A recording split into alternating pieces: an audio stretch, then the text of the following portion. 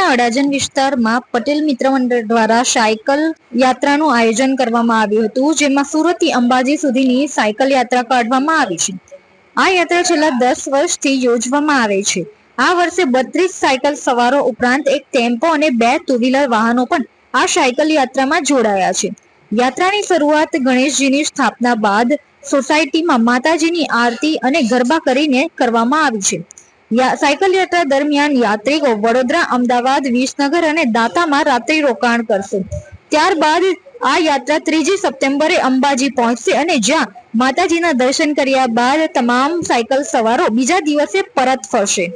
આપનું નામ? પંકજ પટેલ. સુરતમાં કઈ જગ્યા પર? સુરતમાં અમે બધા જે અમારું મિત્ર મંડળ છે અડાજણ વિસ્તારમાં અને પાલનપુર પાટિયા વિસ્તારમાં રહે છે બધા. આજે કઈ રીતે આજે સાયકલ યાત્રા કાઢવામાં આવેલી છે અને શું છે આ સાયકલ યાત્રા? આજથી 10 વર્ષ પહેલા આ બધા મારા ભાઈઓ અને આપણા જે યુવાન મિત્ર મંડળ છે એ લોકોને વિચાર આવ્યો કે લોકો મુંબઈથી આચાપુરા જાય છે કે સૌરાષ્ટ્ર જાય છે, તો આપણે કેમ સુરતથી અંબાજી ના જઈએ? એટલે લોકોએ નક્કી કર્યું કે ભાદરવા મહિનામાં ગણેશ સ્થાપના પછી એ લોકોને સાયકલ લઈને માતાજીની દર્શન માટે નીકળવું, અને એ વાતને આજે 10 વર્ષ પૂરા થઈને 11મા વર્ષમાં લોકો પ્રવેશ કરે છે. કેટલી સાયકલ પર કેટલા યુવાનો છે? અત્યારે 32 સાયકલો છે. 32 સાયકલ છે. વડોદરાથી એક જોડાશે, અમદાવાદથી એક જોડાશે, એમ મળીને 34 સાયકલ ટોટલ થશે. જે કેટલા લોકો આજે આમાં જોડાયેલા છે અને કેવી રીતે એ લોકોનું આયોજન છે? આમાં મુખ્યત્વે 32 સાયકલ વાળા છે, પછી રસોડા સ્ટાફ છે, પછી 2 ભાઈઓ ટુ વ્હીલર પર સાથે જ રહે છે એક્ટિવામાં, જેથી કરીને કોઈને રસ્તામાં કઈ તકલીફ થાય તો તાત્કાલિક મદદ કરીને એમની સાયકલ કાર્યરત કરી શકે. પછી એક છોટા હાથી છે, જે છોટા હાથીમાં સાઉન્ડ સિસ્ટમ છે. છોટા હાથીના ડ્રાઈવરને એક સાઉન્ડ માટે ભાઈ છે, અને એક મોટું આઈસર છે જે રસોડાની વ્યવસ્થા બધી સાથે લઈને ચાલે છે.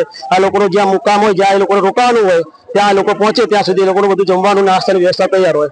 રોજ સવારે એ લોકો પહોંચે એટલે ઉઠીને માતાજીની આરતી કરે, સાંજે પહોંચે એટલે નાહી ધોઈને આરતી કરીને પછી જમે અને પછી સુઈ જાય. આ એમનો મુખ્યત્વે કાર્યક્રમ હોય છે.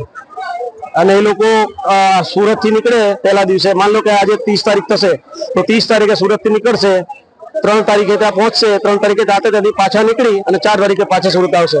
એ દરમિયાન એ લોકો પહેલી રાત વડોદરા રોકાય, બીજી રાત અમદાવાદ રોકાય, ત્રીજી રાત વિસનગર રોકાય, ચોથી રાત દાતા રોકાય, અને પાંચમી સવારે માતાજી ધામે પહોંચી દર્શન કરી ગબ્બર ચડી અને સાંજે પાછા આવે ને પછી બસ થઈને સુરત મુકામે પાછા આવે. જય અંબે. મારું નામ વિક્રમ પટેલ છે. સુરત થી અંબાજી સાયકલ યાત્રા છે. અમે છેલ્લા 10 વર્ષથી જઈ રહ્યા છીએ. આ અમારું 11મું વર્ષ છે અને અમે 30 સાયકલો અત્યારે હાલ સુરત થી જોડાયેલી છે. એની સાથે અમારું એક નાનું ટેમ્પો છે, મોટું આઈસર છે અને એક નાની ટુ વ્હીલર લીધેલી છે. અમારો આ 4 દિવસનો પ્રવાસ રહેશે અને અમે 4 દિવસ પછી પરત ફરશું. પહેલા અહીંથી અમે સીધા વડોદરા પહોંચીશું, ત્યારબાદ અમદાવાદ પછી અમે વિસનગર અને દાતા એમ કરીને અંબાજી પહોંચીશું. ત્યાં પહોંચીને કેવી રીતે માતાજીની દર્શનની કેવી રીતે વ્યવસ્થા? અમે અહીંથી પહોંચીને ત્યાં આગળ પહેલા સાયકલ મૂકીશું, અને મૂકીને પછી ત્યાં સાયકલ મૂકી અને પછી ગબ્બર જશું. ગબ્બર પછી દર્શન કરવા ત્યાં માતાજીના નીચે મંદિરે.